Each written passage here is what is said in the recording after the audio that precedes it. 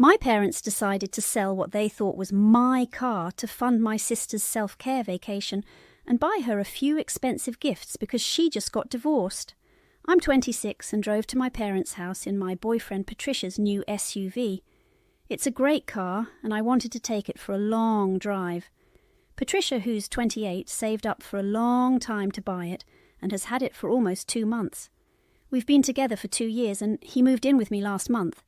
My parents live far from me, about a 6-hour drive, so we usually only see each other once or twice a month. They invited me to stay for a few days because my dad's heart was acting up again. I took the new car after talking to Patricia about it since my old car was in the shop. I didn't tell my parents it was Patricia's car because I didn't think it mattered. When they asked whose car it was, I just said it was mine, not realizing the consequences. On the 4th day of my visit, I returned from meeting a friend to find the car missing.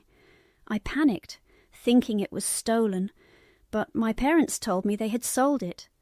I was shocked. They explained that they took photos of the car, sent them to some friends, and found a buyer willing to pay a lot for it. I couldn't believe they sold it without having the title transferred. When I asked what they did with the money, they said they gave it to my sister so she could take a break and bought her some jewellery. They asked me not to be mad, saying I was doing well since I bought the car, and my sister needed the help after her divorce. They didn't want to use their own money because they needed to save for retirement. I was furious and started yelling at them, telling them they messed up big time because the car wasn't even mine. It belonged to Patricia. They had met Patricia a few times but weren't close, so they were shocked when they found out. Instead of apologizing, they blamed me for not telling them the truth.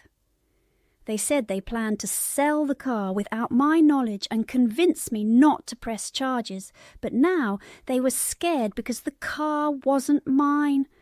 They wanted me to talk to Patricia and convince him not to press charges. They tried to manipulate me, saying they believed I wouldn't hurt them because we're family. I told them to contact the buyer and get the car back, but they said they had already sold it and given the money to my sister, so it wasn't possible. The only reason I negotiated with them wasn't to protect them. It was because I wanted the car back. I knew how hard Patricia had worked for it, and my parents defending their decision to sell it for my sister's sake was really pissing me off. I told them that if they didn't do what I asked, I'd tell Patricia and make sure he pressed charges. This led to a standoff because they thought I was being cruel. They argued that my sister had been through a lot and deserved the vacation and gifts they'd already promised her. They said she was really happy when they gave her the money and couldn't take that joy away by cancelling everything.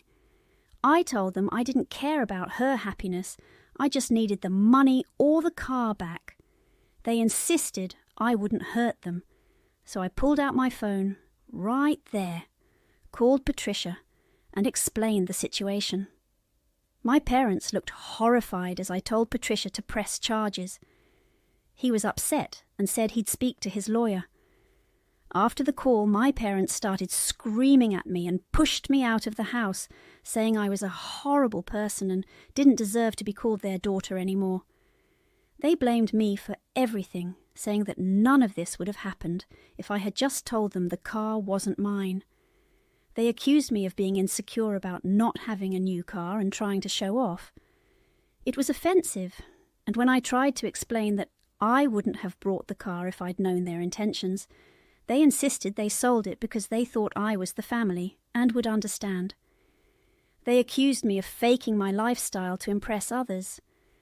That was almost 3 days ago, and I've been staying in a hotel waiting for Patricia to arrive. We've been in touch, but I can't shake the feeling that maybe this is my fault for not telling my parents the car was Patricia's. Am I the arsehole for telling them it was mine? Edit. Many of you wanted to know more about my relationship with my family. As you've probably figured out, there's a golden child in the family, and it's not me, it's my older sister, who's 7 years older. We don't have a good relationship and haven't been in contact for a couple of years. It's not intentional. It just happened. She lives out of state and rarely visits, and when she does, I don't see my parents because we don't get along. My childhood wasn't terrible, even though my parents favoured my sister. I never felt sidelined until now. This car incident came out of nowhere.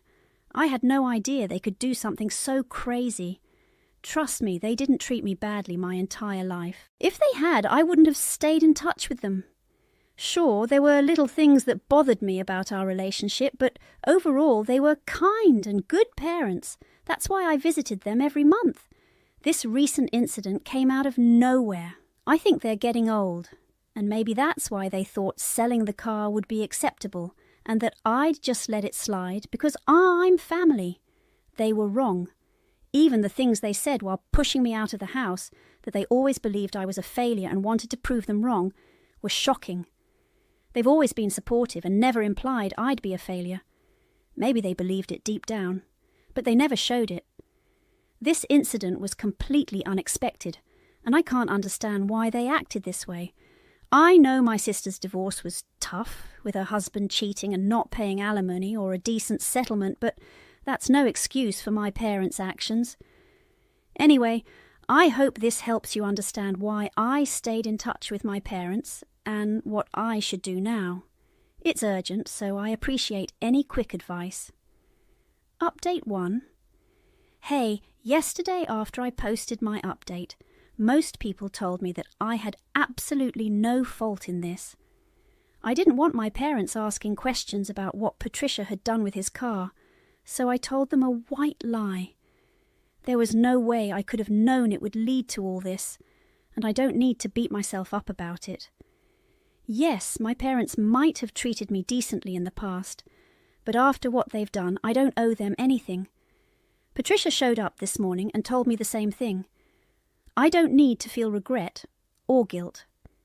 He's going to handle this, and all I have to do is testify against my parents.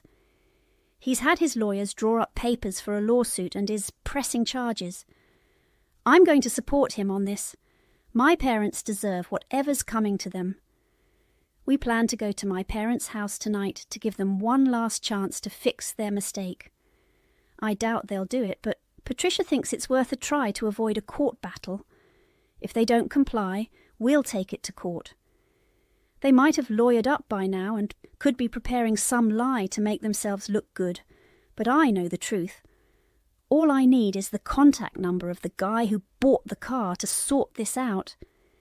Since I don't have that, we have to talk to them one last time to show them how bad it will be if they don't get the car back. The one good thing is that Patricia is here with me, so I feel less stressed. He's been very kind and compassionate because he knows this isn't my fault. If anyone's to blame, it's my parents. Update 2. A couple of things have happened. We went to my parents' house to speak to them and give them one last chance to fix the situation. As expected, they didn't take us up on the offer. When we rang the doorbell, my dad opened the door and assumed I was there to apologise. It was kind of funny. Patricia explained that we were there to talk about the situation and that he was pressing charges unless they got the car back. My dad got offended and told Patricia he had no right to speak that way on his property and asked us to leave. I stood my ground and told him we weren't going anywhere until he gave us the contact details of the person he sold the car to. We just wanted the car back. We didn't want any trouble for anyone. I even mentioned that after this whole debacle was over, I planned on leaving them alone for good. My mum then chimed in saying she didn't care about my threats because she had another daughter to count on, and she'd make sure everyone cut me off. At that point, Patricia and I realised there was no reasoning with them. We left knowing we had no choice but to follow through with our plan. Patricia contacted his lawyer and said he was ready to press charges since we'd tried to resolve it amicably first. We returned to the hotel in a bad mood, frustrated with the wasted time and the stress it was causing us. we started discussing possibly demanding settlement money from my parents, along with the car in perfect condition, especially if it had any damages. While we were talking, I got a call from my older sister. I ignored it at first, but answered after she called several times. She started lecturing me about harassing our parents, saying it was wrong because they raised me and I should be grateful. I was already upset and didn't want to talk to her, so I told her that she might think I owed them something, but I didn't see it that way. Things have always been different for her, so she wouldn't understand my perspective. I tried to hang up, but she accused me of being ungrateful for everything they'd done for me. That really pissed me off because I didn't know what she was referring to. I told her I thought our parents' actions were unethical and stupid, and they didn't deserve to be excused. She then clarified that she wasn't talking about our parents, but about herself. That caught me off guard because I couldn't recall any incident like that. She started ranting about something arbitrary from years ago, claiming that she decided to go no contact with me because of my ungrateful behaviour. In my original post, I mentioned that our lack of contact just happened naturally, so I didn't know where this was coming from. She said she believed she was responsible for me getting a high-paying job back then because we work in the same field. According to her, she got me the job because she withdrew her application after deciding to move away with her husband. She believed that since she withdrew, I got selected. I couldn't believe she thought she was responsible for my job. I mean, I'll never know for sure, but she genuinely believed that I owed her a thank you after she moved away and left the job to me. When I didn't thank her, she decided never to speak to me again until I acknowledged what she had done, which obviously never happened. So we haven't spoken for the past couple of years. I was so confused because I had no idea she had these expectations. Even if I had known, I wouldn't have thanked her because they were completely unreasonable. I told her off immediately, saying she wasn't responsible for me getting the job. I'm just as qualified as she is, and I got the job because of my hard work and perseverance, not because she withdrew her application. I told her I didn't care if she thought I was ungrateful. I just wanted her to leave me alone. I made it clear that I was going to ensure my parents returned the car in perfect condition. If she thought it was unfair, too bad. She was foolish to think she could call me, say such ridiculous things, and change my mind about the situation. I also pointed out that she'd always been treated like a princess, while I was treated like just another kid. I never resented them for it, but it was about time I acknowledged the difference. Then I hung up and blocked her, making sure we stay no contact permanently. After the call, I talked to Patricia. We're not sure if our parents put her up to this, but if they did, they only made things worse for themselves. It's been a long day, and it's almost 1 a.m. We have another long day ahead, so I'm going to try and get some rest. I needed to vent my feelings here, even though I talked to Patricia about it, just to get it all out of my system. Thanks for sticking with me until the end. It means a lot to me. I'll keep you updated on what happens next, and hopefully my parents won't put up much of a fight anymore because I'm really sick of everything and just want to return to my normal life. Update 3. Hi, it's around noon, and it seems Patricia and I might not have to go to court after all. This morning my parents showed up at the hotel trying to get us to stop whatever we were planning. When we got a call from the front desk, I wasn't sure if we should let them up, but Patricia thought we should talk since they might have changed their minds. So we let them in, and they started apologising profusely, saying they had thought things over and didn't want any trouble. They wanted to settle this out of court. They told us they'd contacted the man who bought the car and were trying to convince him to return it. Apparently he was planning a cross-country road trip, but they managed to persuade him, promising to pay him $2,000 more than he paid for the car. So we might be getting Patricia's car back after all. We're relieved because we don't have to stay here longer than necessary. My parents also tried to apologize for their behavior, admitting they were wrong. When they tried to convince me otherwise, I told them it was unnecessary. I had made up my mind and was going to cut them off as soon as I got back home. They seemed unhappy and said they really wanted to make it up to me, but I told them my decision was final. I didn't want to speak to them because this had been a terrible experience for me. They had completely humiliated me in front of my boyfriend the day before and had been insufferable since they sold the car without my consent. I didn't want anything to do with them after this. They looked very upset while leaving, but at least this nightmare would soon be over, and Patricia and I could finally go home. A couple of weeks passed, and we got the car back. It was in the same condition we had kept it in, so thankfully my parents didn't have to pay any damages. They found out about the car just in the nick of time. If the guy had taken it on the cross-country road trip, things would have been much different.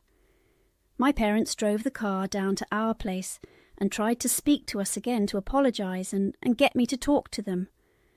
I told them that now the car had been delivered, we had nothing more to discuss. They were really desperate, and I could tell they wanted to continue being part of my life. But Patricia and I made it clear that we didn't want them loitering around our house and made them leave by threatening to call the cops when they said they would stand around until I forgave them. It was their own behavior that changed everything for us, and they needed to realize that. Until they did, nothing would change. That was 2 weeks ago, and recently Patricia proposed to me. We are hosting an engagement party at our place this weekend. Invitations have already been sent out, and I heard from a couple of relatives that my parents and sister are very upset they didn't receive one. They thought something as big as this would make me reconsider our situation and extend a hand of peace. I think that was a pretty unrealistic expectation. None of them had been kind to me, and Patricia and I were on the same page about not wanting them at our party. It's a really important day for us, and if they can't be nice to me, they don't deserve to be around me. Even if I thought about making things right and inviting them, the day would become entirely about our family drama and not our engagement. So we decided to steer clear of that. They shot themselves in the foot by talking about this to our relatives, who didn't have nice things to say about me. They thought I was being bratty and blowing things out of proportion. Maybe I'll just stay this way and keep my distance from them, and then they won't have to deal with my